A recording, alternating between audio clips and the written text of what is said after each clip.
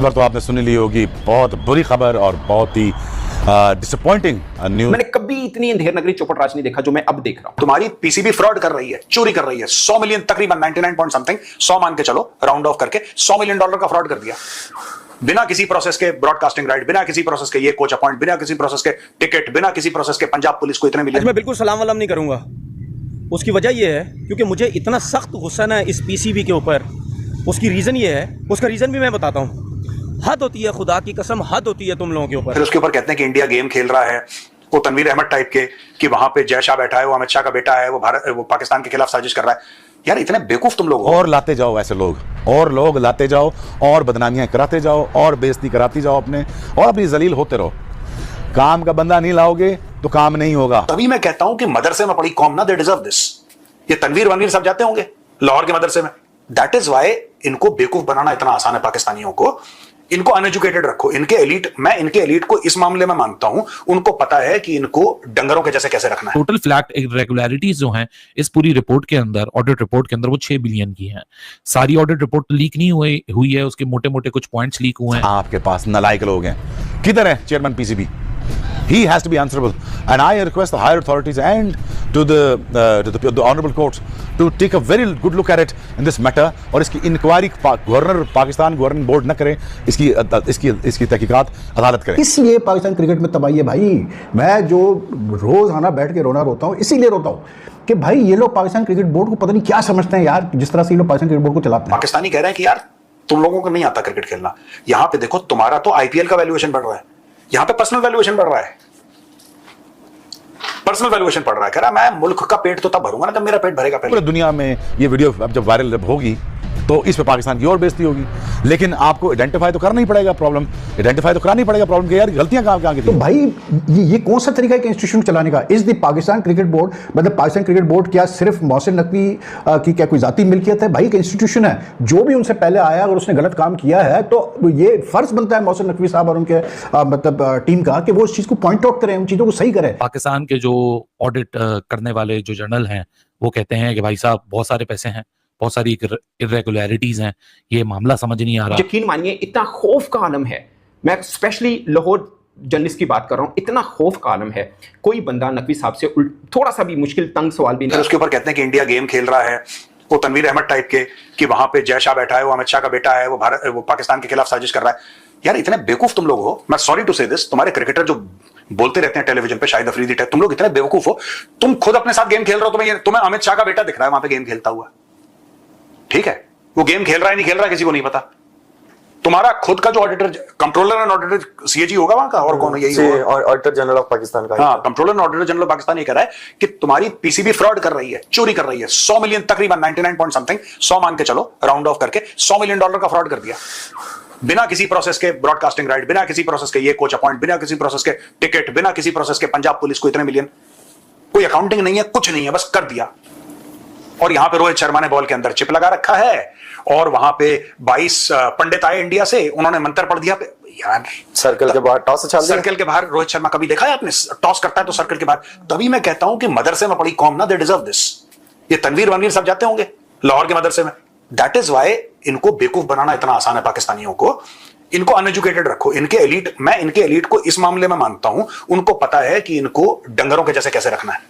इनको मदरसे में पढ़ाओ तो साइंस की बात करेंगे नहीं, लॉजिक की बात करेंगे नहीं, मैथ्स की बात पढ़ेंगे नहीं। बस इनको यह बोलना है कि तुम्हारे खिलाफ हिंदू साजिश कर रहा है, और किसी मौलाना ने पाकिस्तान में छोड़ दिया, वहां तुम्हारे खिलाफ यहूद अनूद की साजिश है, यहूद नसारा का ये हो गया। बस इनको ये स्टोरी सुना दो, और ये स्टोरी सुना के पाकिस्तानियों को लूट रहे हो। इनके क्रिकेट बोर्ड ने लूट लिया, और फिर ये कह रहे हैं कि इंडिया क्रिकेट में पॉलिटिक्स करता है। तो भाई ये कौन सा तरीका है इंस्टीट्यूशन चलाने का? इस द पाकिस्तान क्रिकेट बोर्ड, मतलब पाकिस्तान क्रिकेट बोर्ड क्या सिर्फ मोहसिन नकवी की क्या कोई जाती मिल्कियत है? भाई एक इंस्टीट्यूशन है, जो भी उनसे पहले आया अगर उसने गलत काम किया है तो ये फर्ज बनता है मोहसिन नकवी साहब और उनके मतलब टीम का कि वो उस चीज को पॉइंट आउट करें, उन चीजों को सही करें। वो डायरेक्टर मीडिया साहब फरमाते हैं, और पिछले चेयरमैन से बात करें। इसलिए पाकिस्तान क्रिकेट में तबाही है भाई। मैं जो रोज आना बैठ के रोना रोता हूँ, इसीलिए रोता हूँ कि भाई ये लोग पाकिस्तान क्रिकेट बोर्ड को पता नहीं क्या समझते हैं यार, जिस तरह से ये लोग पाकिस्तान क्रिकेट बोर्ड को चलाते हैं।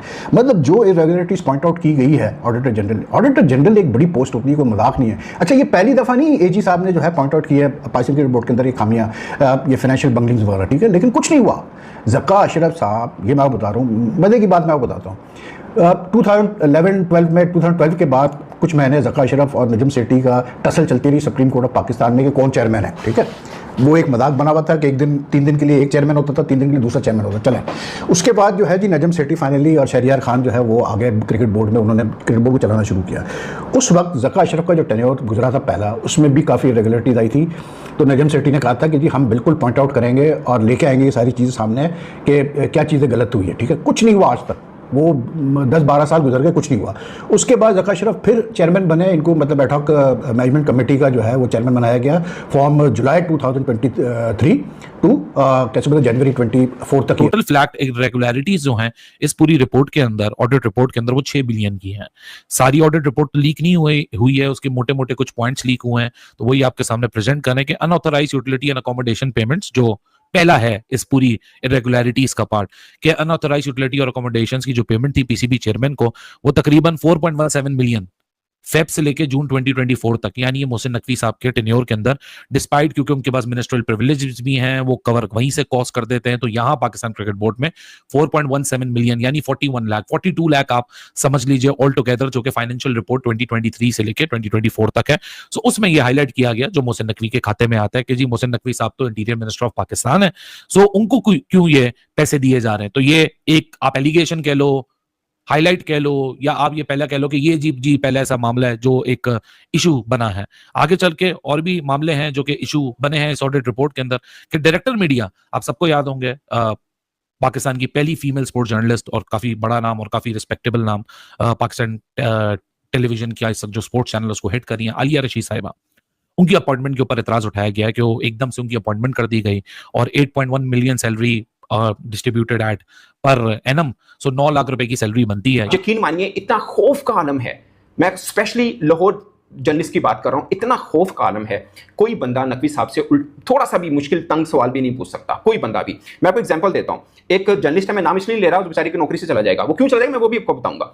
उसने ऐसे ही सवाल पूछ लिया नकवी साहब से, आप यकीन मानिए प्रेस कॉन्फ्रेंस अभी खत्म हुई है, वो बंदा कजाफी से अपने ऑफिस गया, उसका ऑफिस का 20 मिनट का फासला नहीं है, 20 मिनट का।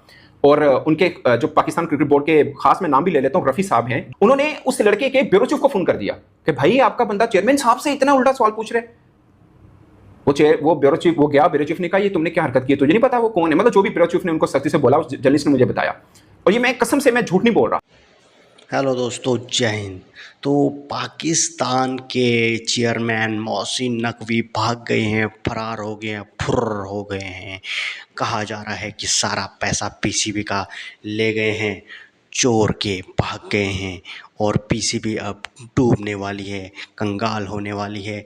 उनके एक्स क्रिकेटर, उनके मीडिया वाले, उनके यूट्यूबर सर पकड़ के, माथा पकड़ के रो रहे हैं दोस्तों, क्योंकि अब पीसीबी का कोई करता धरता है नहीं। जो करता धरता था अभी, उसने जो है पाकिस्तान की नैया डुबा दी है।